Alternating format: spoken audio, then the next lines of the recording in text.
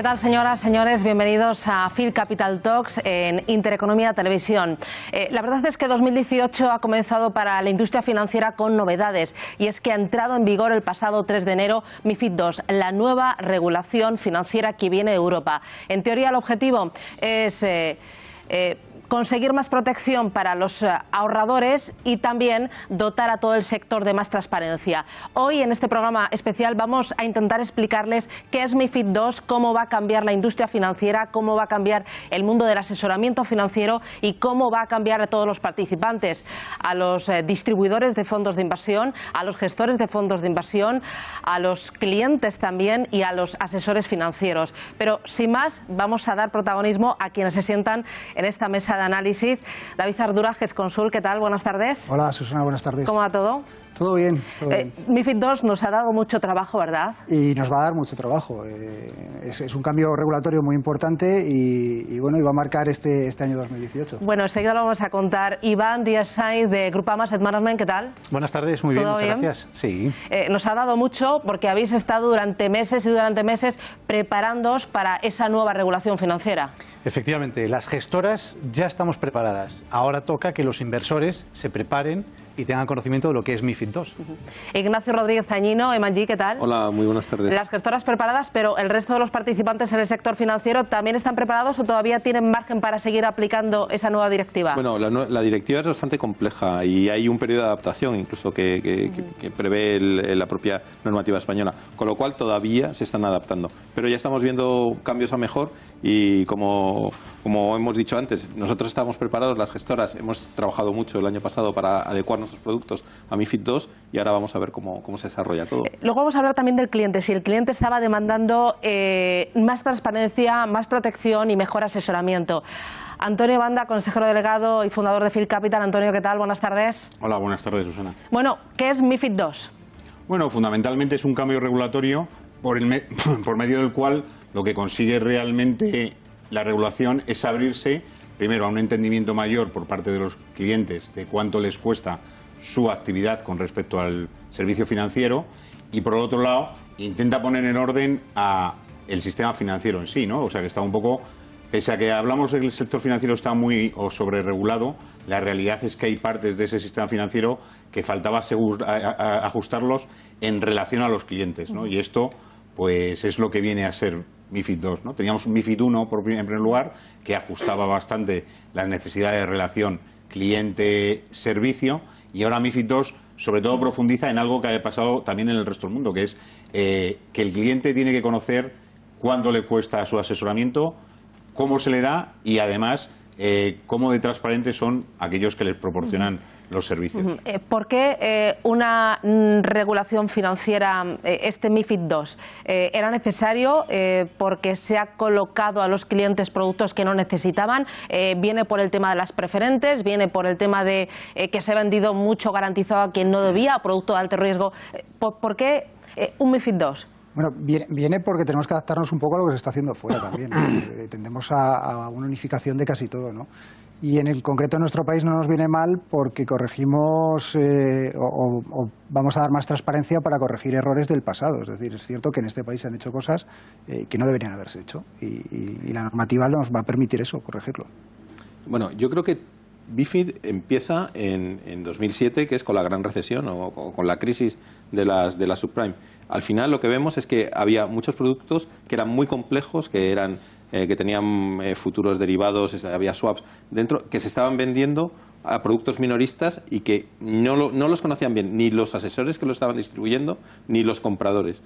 Al final ha habido una pérdida y bueno, pues la legislación, que siempre tarda mucho y ha tardado pues 10 años, pero al final poco a poco lo que ha surgido ha sido MiFID II para intentar evitar que vivamos otro 2007 y que el inversor minorista sobre todo se vea perjudicado comprando cosas que no entiende y que muchas de las veces tampoco necesitaba. Iván. Efectivamente, yo creo que la clave está en lo que ha dicho David. De los errores tenemos que aprender. La crisis nos ha hecho aprender mucho, no solamente a los inversores, sino también a nosotros, a los proveedores de servicios y de soluciones de inversión. Entonces, MiFID salió, como bien dice Antonio, MiFID I, y la propia regulación en Europa se ha dado cuenta de que se podían todavía hacer cosas mejor de lo que se estaba haciendo.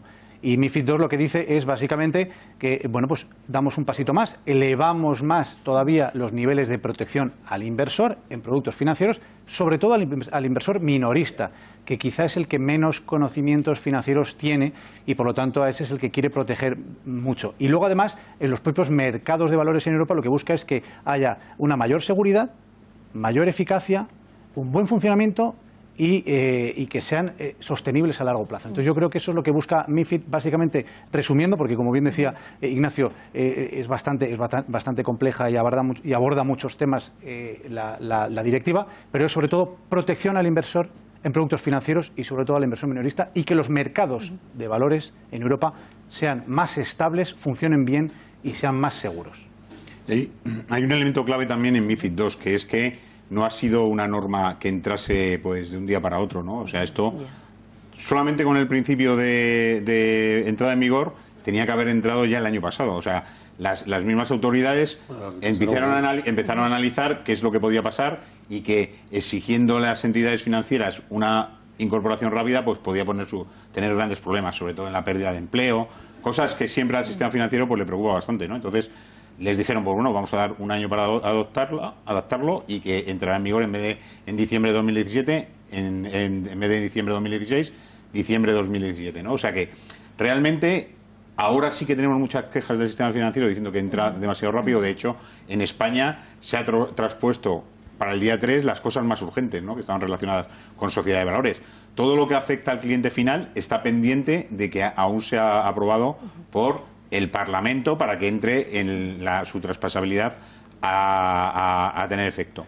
¿Qué ocurre? Que la normativa se está adaptando y que poco a poco lo que están haciendo, incluso antes de su entrada a vigor definitiva, es hacerlo, ¿no? O sea, que es mucho más la presión desde el punto de vista del cliente que del propio sistema financiero. Sí, eso que dice Antonio es cierto, es decir, no se ha traspuesto toda la directiva, de hecho se ha traspuesto rápidamente el 29 de diciembre, para que entrase en vigor el 3 de enero se traspuso lo relativo a los centros de negociación, pero lo que es la parte importante, que es la protección al inversor y los servicios de inversión, que incluyen pues el coste del análisis y demás, los incentivos, no se ha traspuesto porque hay que hacer una reforma de la ley del mercado de valores.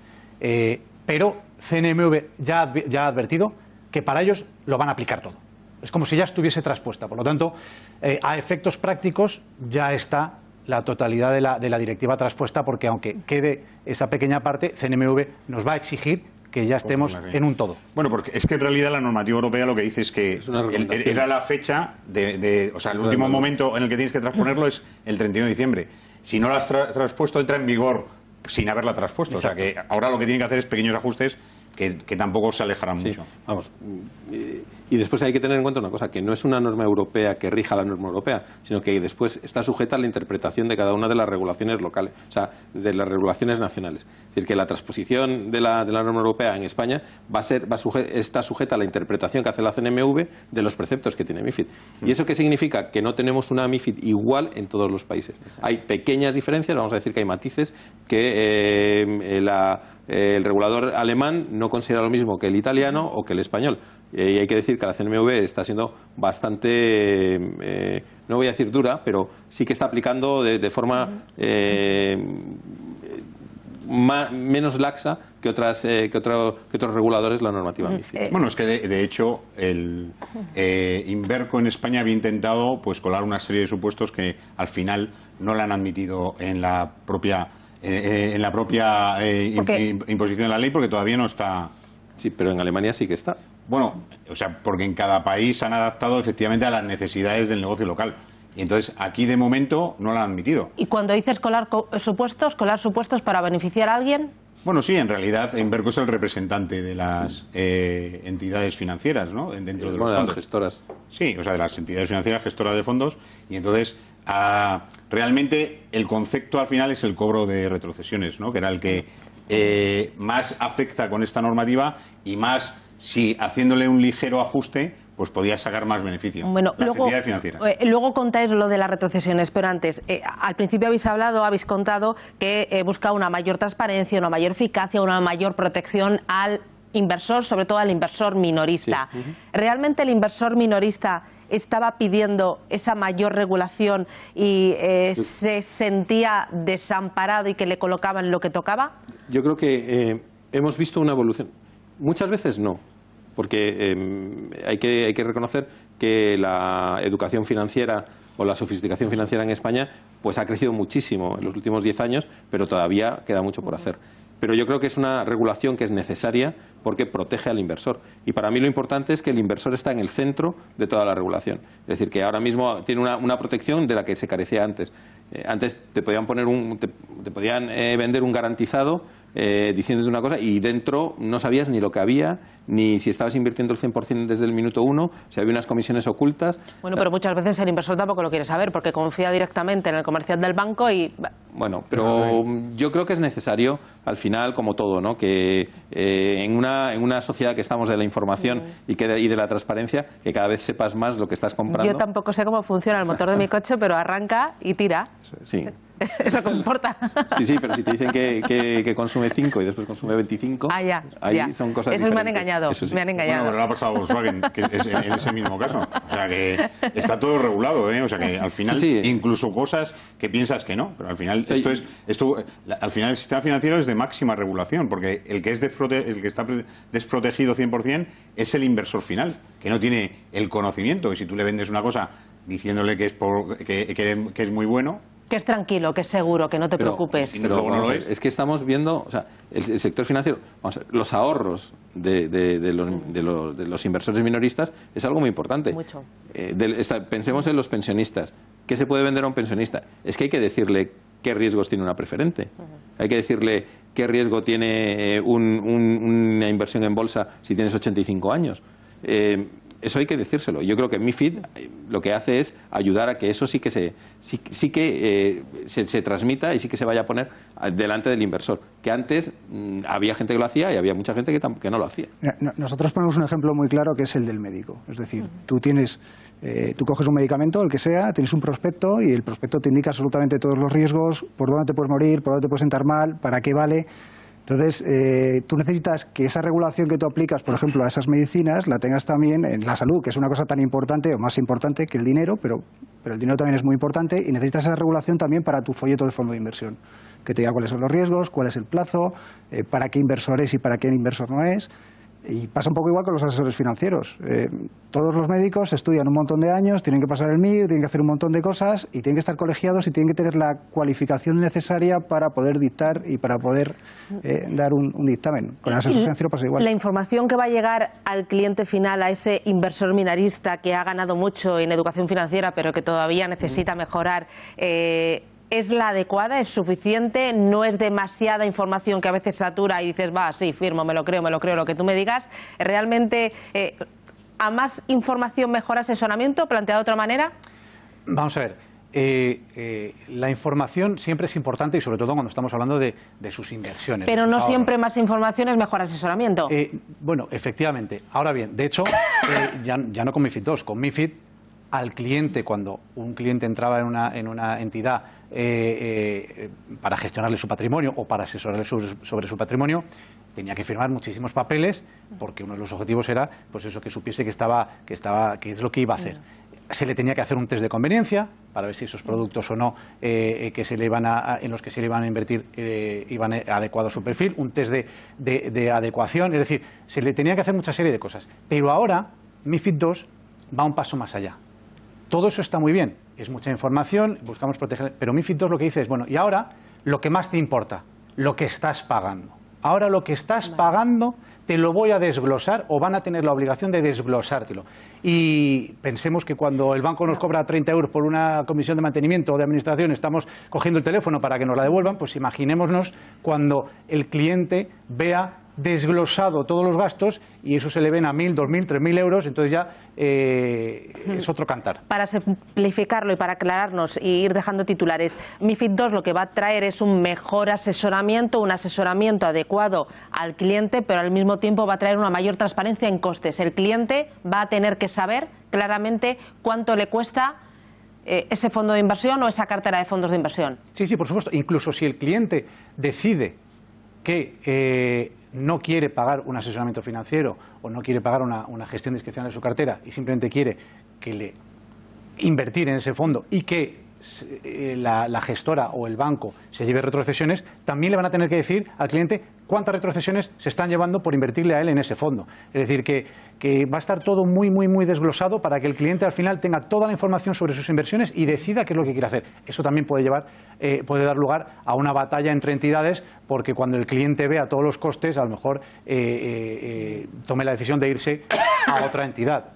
Bueno, es bueno en la competencia, ¿eh? O sea, al final está claro que si tú estás acostumbrado a que el banco te diga que no te cuesta nada un fondo de inversión porque no tiene costes, que es lo que pasaba, ahora lo que te tienen que informar es todos los costes que lleva. Es decir, que si el banco te está colocando un fondo, ese fondo, aparte de que tenga un coste, que es una comisión de gestión, ¿qué parte de esa comisión de gestión se está llevando el propio banco como devolución a tenerte a ti como cliente, ¿no? O sea, lo que es la retrocesión. Y todo eso va a estar en número, aunque falta todavía el desarrollo. La CNMV tiene que decir si eso tiene que poner en porcentajes, si va a ser en una carta mensual, trimestral o anual al cliente en euros. O sea, esas cosas se tienen que definir y es hacia dónde vamos. Yo creo que el primer año pues va a ser un poco el año de ajuste, ¿no? Ignacio. No, a mí me parece... A mí me preocupa que los clientes con menos capital se queden fuera de ese asesoramiento, porque es un asesoramiento que ahora va a tener que ser pagado. Eso ha pasado en Reino Unido. En Reino Unido se aplica una norma que es previa a MiFID, pero que es muy parecida a MiFID, que se llama RDR, y que prohíbe las retrocesiones, que es incluso... Pero, explicar qué son las retrocesiones, porque quizás gente que nos está escuchando no sepa exactamente qué es la retrocesión. Las retrocesiones, las gestoras cobran, todos los que somos gestores y que pertenecemos a gestoras, cobramos un porcentaje del dinero invertido como coste de la inversión. Es decir, nosotros cobramos por invertir el dinero de los partícipes. Parte de ese dinero que cobramos es gastos de comercialización, que cuando no lo comercializamos nosotros, y en España las gestoras internacionales no lo comercializamos a través de bancos y distribuidores, pues esa comisión se le paga a los distribuidores, que son los que tienen pues los costes de tener asesores, de tener banqueros, de tener oficinas, etcétera, etcétera. Eso es lo que se llama la retrocesión. Esa parte de la comisión anual de gestión que nosotros cobramos y que se retrocede al distribuidor. Eso sería la retrocesión. Eso en Reino Unido se prohibió. Entonces, cuando se prohíbe, ¿qué tiene que ser? Tiene que ser el inversor el que pague directamente al distribuidor. ¿Qué es lo que pasa? Que tienes que tener una cierta cantidad de dinero, porque si no, la hora del asesor o la hora del inversor a la hora del asesor del distribuidor es relativamente cara, no es nada barato. Entonces, ha habido una cosa que se llama el gap de inversión, que es que los inversores ingleses que tienen menos de 100.000 euros, pues se quedan sin asesoramiento y van directamente a ejecución. Es decir, que ellos deciden lo que quieren comprar y o van a una página, se informan en Internet o en RoboAdvisor y compran directamente. Y eso es un efecto perverso de una normativa que en teoría era en favor del minorista. El sistema es como es, ¿no? O sea, si el sistema consiste en que cobra un porcentaje sobre lo que estás invirtiendo, pues si estás cobrando un 2%, se lo cobras igual al que tiene 1.000 euros que al que tiene 2 millones, es un 2%. Sí. El importe de ese 2%, pues en un caso son 20 euros y en el otro pues son 200.000. Lo que ocurre es que eso quiere cambiarse, de tal manera que al final cada uno sea libre de acercarse al sistema que pueda afrontar, ¿no? O sea, al final también hay problemas cuando tú tienes una cantidad de dinero y no puedes acceder a la clase más barata, porque resulta que el mínimo para acceder a la clase más barata lo tienes en 500.000 euros. Pues todos los que están por debajo de 500.000 euros, en vez de pagar un 1%, tienen que pagar un 2%, el doble de lo que está pagando. O sea, esto es una cuestión de que claramente el modelo ha cambiado y el modelo está para que el inversor esté donde tiene que estar. O sea, si tú puedes acceder a pagar 1.000 euros por asesoramiento, pues vas a tener un asesoramiento y no vas a tener el mismo que el que paga 100.000. De ahí surgen los RoboAdvisor, fundamentalmente en Estados Unidos, porque al final es un modelo que lo que hace es tirar el precio del asesoramiento disponible para todos al mismo coste, ¿no? Que es el caso. Nosotros en Phil Capital cobramos 150 euros y me da igual que mi cliente tenga 150 millones de euros o que tenga 150 euros. Le cobro lo mismo. Entonces, pues efectivamente es un sistema que comparado con el sistema anterior es un poco distinto, pero es un sistema que se cambia y que es ese cambio es necesario. Porque en el caso de Phil Capital tú te declaras independiente, tú no cobras ningún tipo de retrocesión por recomendar, asesorar un determinado fondo de inversión y tú vives simplemente de cobrarle al cliente, que cobras una tarifa plana. Nada más, cobro una tarifa de 150 euros al cliente y no valoro que el cliente tenga más o menos patrimonio. Le estoy haciendo un asesoramiento en función de sus necesidades. Habrá muchos asesores financieros o distribuidores de fondos de inversión que digan yo opto por este modelo, independencia, y le digo al cliente cuál es mi tarifa, el que pueda que lo pague y el que no, que se vaya a otro más barato, que puede también tener un asesoramiento de calidad. Pero luego habrá otros que digan, pues yo voy a cobrar retrocesiones, yo no cobro por el asesoramiento porque eso significa que muchos clientes se me van a ir y no están acostumbrados. Yo simplemente cobro por retrocesiones y yo les digo a mis clientes que les voy a vender, les voy a asesorar los mejores fondos para ellos. Esto va a pasar, ¿no? Eso de hecho pasa. Es decir, es la figura del asesor dependiente o no independiente. Pero el tema, y lo que debería pensar el cliente ya no es tanto la comisión que va a cobrar el asesor en el caso de recibir la retrocesión, sino como la calidad del producto. Corremos el riesgo de, en un momento en el que estamos poniendo todos los precios encima de la mesa, irnos a productos más baratos, pero que no son a lo mejor de tanta calidad. Entonces, a lo mejor merece la pena pagar un poco realmente, más. ¿el cliente está pidiendo eso? Yo cuando entro a un gran almacén y me voy a comprar, no sé, una lavadora, yo a la persona que me asesora, esta lavadora sí, esta no, no pienso si se va a llevar más por esta, siempre pienso que me va a dar un buen servicio. O cuando vas a un restaurante y pides una botella de vino, tú no le preguntas al del restaurante ¿qué margen se lleva con una y con otra? La botella de vino. Tú eliges la botella de vino que te gusta porque es buena, porque te gusta, porque puedes pagarla y demás. Esto ¿no? es un poco de sobreregulación. Ese es el tema, que hay un poquito de sobreregulación ahí. De todas maneras, yo creo que aquí el tema es que hemos mal acostumbrado al cliente. Es decir, el cliente, tú lo decías, Susana, no está acostumbrado a pagar. Y eso es así, de hecho, por el tema precisamente de las retrocesiones. Pero vamos a ver, al final al cliente, esto es como cuando uno va a su abogado, va a su fiscalista, va a su médico, es decir, al final tú pagas el servicio que te está dando tu abogado, tu fiscalista o tu médico. Pues esto es exactamente igual. Bueno, pero en los asesores financieros es distinto porque estamos acostumbrados a que normalmente entras a la entidad y te recomiendan o te asesoran cogerte este fondo de inversión. Sí, lo que pasa es que estamos cegados por el hecho de que no sale de nuestro bolsillo ese dinero para pagar. Pero lo que el cliente debería saber, y con MiFID II lo va a saber, es que, vale, de tu bolsillo no está saliendo, lo que pasa que estás invirtiendo en un producto que en vez de pagar el 1 a la gestora, le estás pagando el 2, por lo tanto ya estás pagando el doble, ese 1% de más es lo que tú no ves porque no sale de tu bolsillo, pero en definitiva te está incrementando el coste de tu inversión. Entonces yo creo que al final es cierto que, y lo decía Ignacio, en Reino Unido, pues sí, muchos clientes se han quedado un poco huérfanos. Claro, muchos clientes se han quedado huérfanos porque tienes que pagarle tú ya a tu porque ahí existe un único modelo. Fundamentalmente no te cogen. O sea que si tú eres un tío de 100.000 euros, no tienes un asesor. Yo creo que también, y hay una cosa que nos estamos olvidando. Las retrocesiones, que es algo que paga el cliente, tiene que ir, y ahora que va a ser transparente, lo va a tener que poner en contraposición con qué rentabilidad está sacando. Si tú sacas una buena rentabilidad, que estás comprando un producto caro, muchas veces compramos un producto caro, pero de mayor calidad porque nos interesa en todos los aspectos de la vida. Si en vez de una retrocesión yo estoy pagando un asesoramiento, ese asesoramiento lleva IVA. Y ese asesoramiento sale de mi cuenta corriente. Es decir, que tengo mi cuenta corriente y me tienen que emitir una factura y tengo que pagar. La retrocesión realmente va sobre mi capital. Es decir, que no tengo que sacar liquidez de lo que tengo invertido. O sea, hay una cierta... Yo creo que las retrocesiones tienen sentido, es algo relativamente cómodo para el inversor minorista de no muy alta, que no tenga muchísimo volumen, y el asesoramiento de carteras discrecionales, etcétera, que también se está poniendo muy de moda, pues que ya te cobra ex ante y va a clases sin retrocesión, pues eso yo creo que es para inversores que son un poco más sofisticados y sobre todo que tienen un poco más de patrimonio. David. Totalmente de acuerdo. Habrá también los que se declaren ni independientes al 100%, ni que cobren retrocesiones al 100%. Eso no existe. ¿Haya un modelo híbrido? No, eso no existe. No. O sea, tiene que ser dependiente o no dependiente.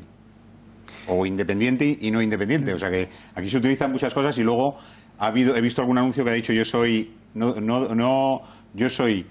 no dependiente, pero independiente de corazón, ¿sabes? Claro. Eso ya empiezan a tocarte unas cosas que dices, bueno, pues es bastante al final voy a pagar. complicado esto, claro. O sea, al final, lo que te pide el regulador es ser claro.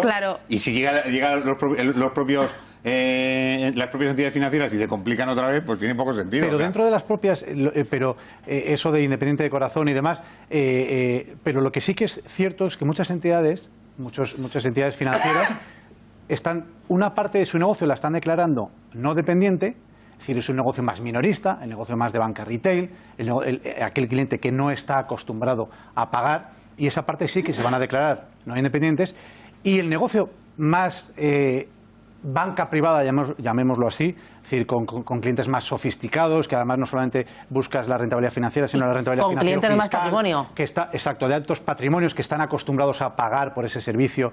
Entonces, hay muchas entidades que van a tener una parte de su negocio, el minorista va a ser no dependiente, y de hecho lo hemos leído y lo hemos visto, y la parte de su negocio banca privada se van a declarar independientes. Perdóname, yo no estoy tan de acuerdo. Yo tampoco creo que eso no puede ser así. No, pero perdóname, Iván.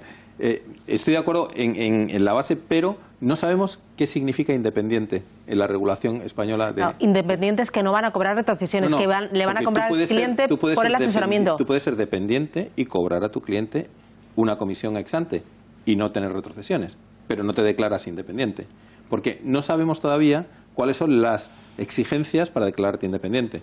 Porque para declararte independiente lo mismo tienes que, no sé, pongo un ejemplo, pero no tienes que distribuir todos los fondos, tienes que tener capacidad de distribuir todos los fondos que están registrados en CNMV. O ¿cuántos? O 5, o 10, o 25. Es decir, yo creo que por ahora, mi experiencia es que hay entidades que van a actuar con un asesoramiento y cobrando a los inversores sin retrocesiones, pero la definición de independiente por ahora la he visto en pocos lugares. Probablemente Phil Capital sea... Bueno, nosotros somos independientes seguro. O sea, pero porque no cobráis retrocesiones. Porque nunca hemos recibido retrocesiones. Pero lo que sí que hay es que todavía no se ha establecido que tengas que comunicar. O sea, todavía no he dicho a la CNMV que soy independiente. ¿Y qué requisitos son? Claro, todavía no se han establecido. O sea, no solamente... Hay algunos que están mandando cartas a sus clientes declarándose no dependientes, fundamentalmente con la idea de que seguir cobrando, ¿no? Pero al final al cliente, yo como cliente, a mí me da igual que quien me asesora sea independiente, dependiente, pensionista, medio pensionista. Lo que quiero es que me dé un buen asesoramiento. Bueno, eso es lo que quiero. Eso lo van a hacer todos. Ante todo. Yo no sé si el cliente estaba pidiendo... Todos. Y lo que pasa que ante esa situación tú vas a ver una cosa, que es si tú no recibes... O sea, si tú no solamente vas a pagar a tu asesor te hace una factura. Si tu asesor va a cobrar de las retrocesiones, tiene que hacer una notificación por el neto. O sea, yo te tendría que cobrar 1.500 euros, recibo retrocesiones por 1.700, tienes un más 200. ¿Vale? Si ese es el otro lado. O sea, y en todos los casos el cliente va a saber cuánto le está cobrando. O sea, declararte que cobra retrocesiones no significa que no informes de cuánto tienes que... Estamos mezclando dos conceptos. El concepto independiente y no dependiente son dos cosas diferentes, que es si puedes cobrar retrocesiones o no. Pero realmente aquí los modelos son cobro al inversor directamente por el asesoramiento o cobro retrocesión. Y esos son los dos modelos que va a haber.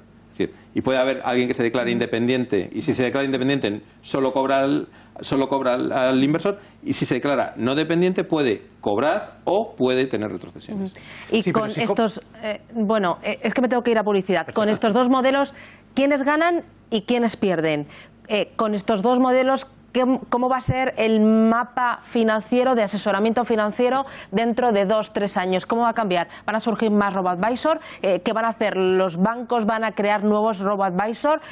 ¿Van a sobrevivir todas las EAFIs, empresas de asesoramiento financiero que hay ahora mismo? ¿Se van a fusionar? Las gestoras también internacionales, hemos visto que se han fusionado muchas de ellas. ¿Vamos abocadas a eso? Y luego finalmente el cliente va a conseguir de verdad ese mejor asesoramiento, esa más transparencia y más costes. Bueno, me lo contáis. Vamos a hacer una paradita para publicidad y volvemos en este Phil Capital Talks dedicado a MiFID II.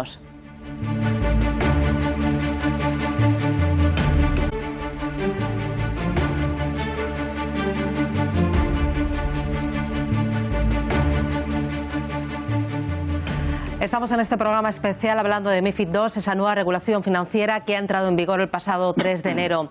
Estamos con Iván Díaz-Sainz de Grupama, con Antonio Banda, Phil Capital, con Ignacio Rodríguez Añido de Manji y David Ardura de GESConsul.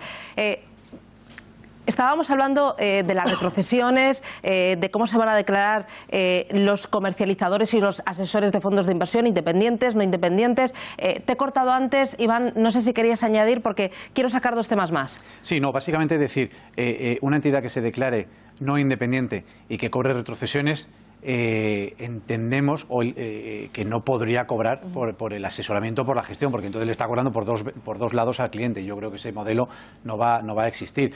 Y si existe, en cuanto se pongan encima de la mesa todos los costes y todos los gastos que está soportando el cliente y se dé cuenta, dirá, oye, pues no me interesa.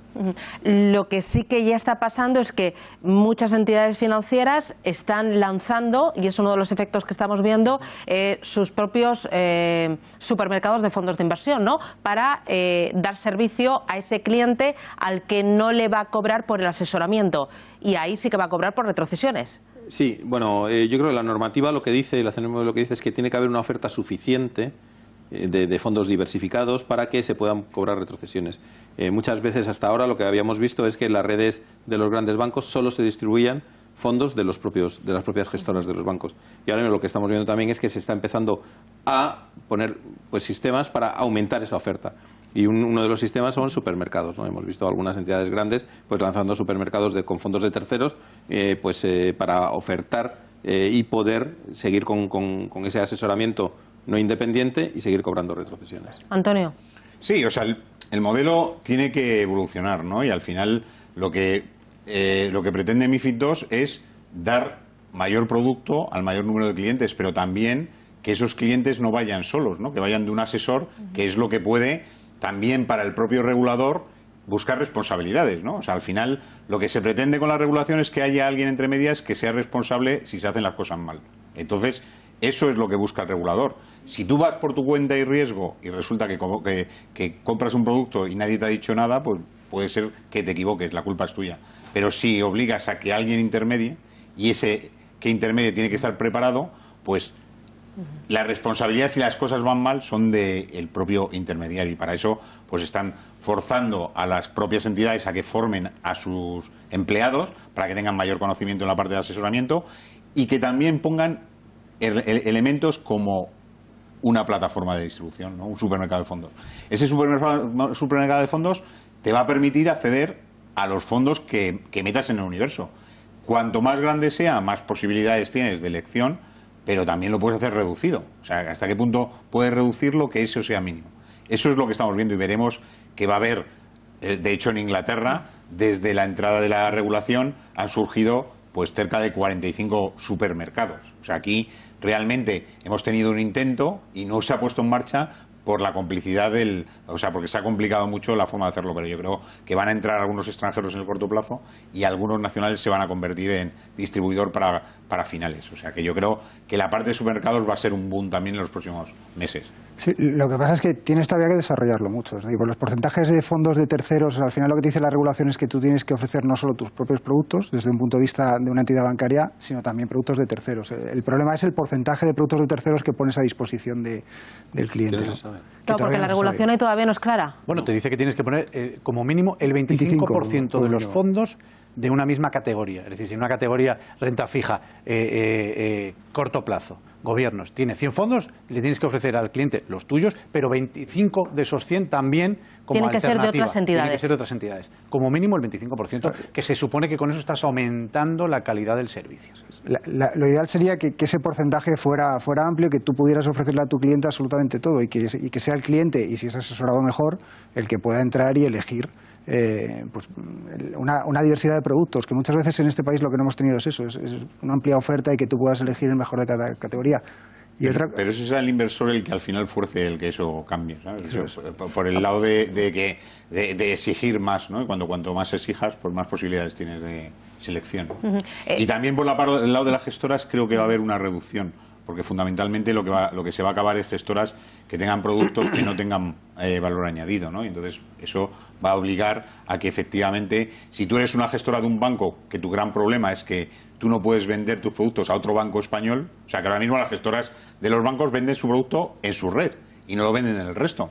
Para ser una gestora competitiva, como la de estos señores, pues eres capaz de vender tu producto en todas las redes. Entonces, las que solamente sean las que den servicio a su propia red acabarán reduciendo el número de productos y siendo pues casi que estarán muy poco representadas en el total de la gestión, ¿no? Que es lo que pasa en el resto del mundo, ¿eh? O sea, que tampoco hay que...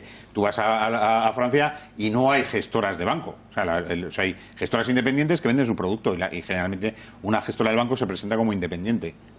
O sea, ¿me estás diciendo que van a morir gestoras de banco? Vamos, clarísimamente. ¿Sí? No sé si van a morir las gestoras de los bancos. Lo que sí que sé es que... ¿O se van a independizar del banco, de la matriz? Eso es posible. Lo que sí que sé es que MiFID II nos va a obligar a las gestoras, tanto nacionales como extranjeras, a ser mucho más competitivas, es decir, a focalizarnos mucho más en la gestión. Es decir, porque antes daba igual, entre comillas, si el fondo era bueno o malo. Si al distribuidor le daba retrocesiones, pues te lo podían comprar porque le daba una alta retrocesión. Ahora, como ya no puedo cobrar retrocesión, entonces sí que me voy a fijar bien en qué fondo genera valor añadido al cliente. Entonces, ahí es donde las gestoras vamos a tener que competir y centrarnos en generar alfa, generar valor añadido. Porque si haces una gestión donde prácticamente tus resultados son similares a los del índice de referencia, desde mi punto de vista, creo que estás muerto, porque ahora ya, como no pueden cobrar retrocesiones, antes decían, bueno, me has dado la misma rentabilidad que el índice, pero me llevo una retrocesión. Ahora, como no me llevo la retrocesión, necesito que me des una rentabilidad importante para que así el cliente perciba que le estoy aumentando la calidad en el servicio. ¿Va a mejorar entonces la calidad de la gestión? Bueno, yo creo ¿O debería? que más que la calidad... ¿O morirán los fondos de inversión que no sean buenos? Eso es. Eso. Yo creo que dejarán de venderse. Exacto. En teoría dejarán de venderse. Claro. O sea, se concentrará parte de los inversores, irán a aquellos fondos que le den mayor rentabilidad al mismo precio. Claro, aquí se me ocurren varias cosas. Fondos de fondos. Ahí vamos a ver que los asesores y los comercializadores van a optar por colocar al cliente o por vender al cliente o asesorarle en fondos de fondos para ganar así más en eficiencia. Me interesa también el tema de la gestión pasiva. ¿Esto va a ser un impulso a la gestión pasiva o no tiene por qué? Yo creo que de ninguna manera. No. Yo creo que no. O sea, la gestión pasiva es algo que tiene un boom. Al menos se queda igual que el índice.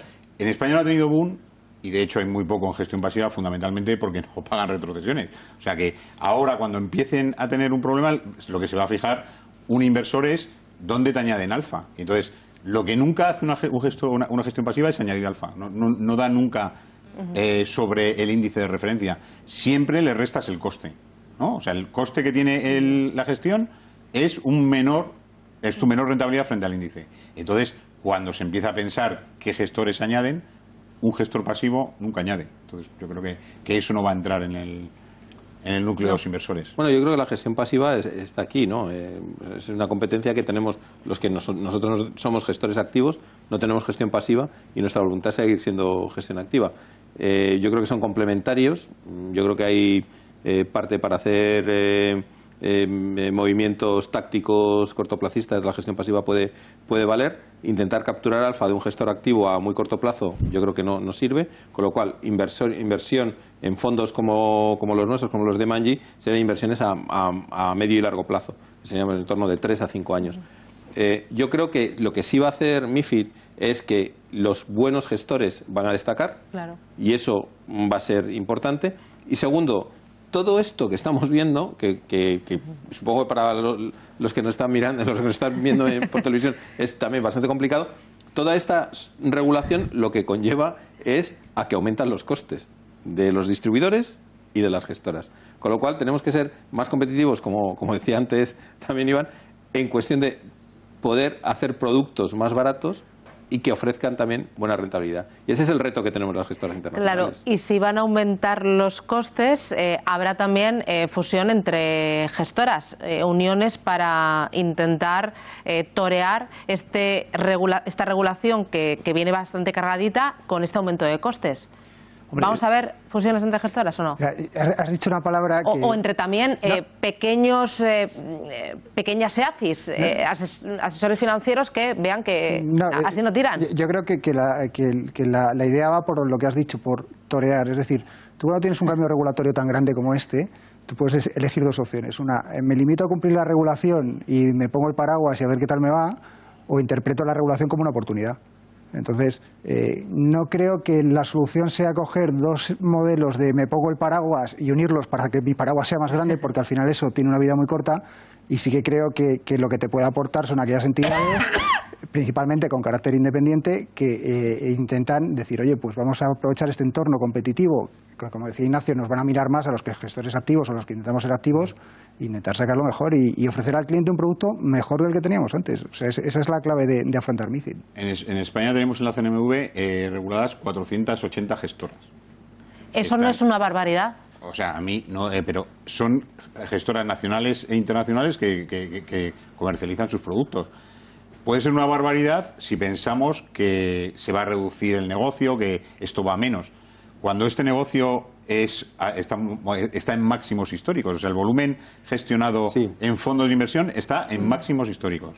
El que sean 480 o que sean 240 lo va a hacer el propio mercado. O sea, si nosotros doblamos el patrimonio bajo gestión, a lo mejor resulta que lo hacemos con la mitad de gestoras, pero el negocio en fondos de inversión en España es un negocio con futuro y con crecimiento. Entonces, lógicamente, el que quiera subirse a ese negocio tendrá que ajustarse al cambio regulatorio y tendrá que buscar qué es lo que más beneficia al cliente, que es el que va al final decidir meter o 10.000 euros o 20.000 o lo que sea, si ve que es un negocio en el que tiene rentabilidad y va a tener cada vez más información.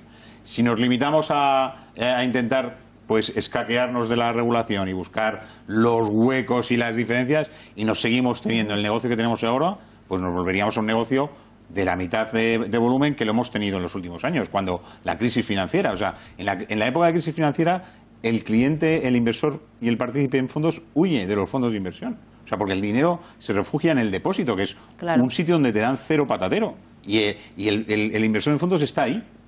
¿Qué sentido tiene si hemos tenido máximos históricos de la bolsa desde el año 2009, que es cuando empieza la crisis financiera en Estados Unidos? Y fíjate, o sea, hemos tenido que alcanzar 9 años después cuando volvemos al máximo de los fondos. Entonces yo creo que lo que se abre claramente con MiFID II es un territorio en el que va a haber muchísima más competencia, va a haber reducción de costes, o sea, te va a costar, al partícipe le va a costar menos y a las entidades les va a costar más. Mucho más, van a tener que ajustarse, pero eso es una industria normal y donde tiene que haber competencia. Y que va a haber oportunidades. Eso lo estamos viendo también en el entorno internacional y hay gestoras internacionales que se han estado fusionando en los últimos años.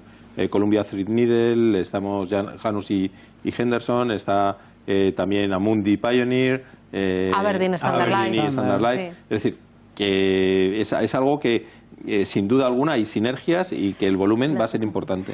Igual que hablabas también del florecimiento, que van a brillar y tienen una gran oportunidad los buenos gestores de hacerlo bien y demostrarlo, también las pequeñas gestoras de fondos de inversión, las boutiques, que son muy buenas en un determinado mercado, en un determinado activo. Ellas tienen ahí el momento de decir, hey, que yo lo hago mejor que el resto porque esta es mi especialidad. Claro, es que ahora mismo como decíamos antes, lo que va a hacer MiFID II es poner a los buenos, darles más, entre comillas, más visibilidad. Es decir, ahora, antes daba igual porque, bueno, estaban las retrocesiones y nos hemos encontrado casos donde decíamos, es que tu fondo es muy bueno, pero como es que este otro me retrocede un poco más, voy a meter este otro. Ahora eso ya no va a existir. Entonces, porque me interesa a mí y al cliente me olvido de él. Efectivamente. Claro. Entonces, ahora ya nos va a poner a todos a jugar con las mismas reglas.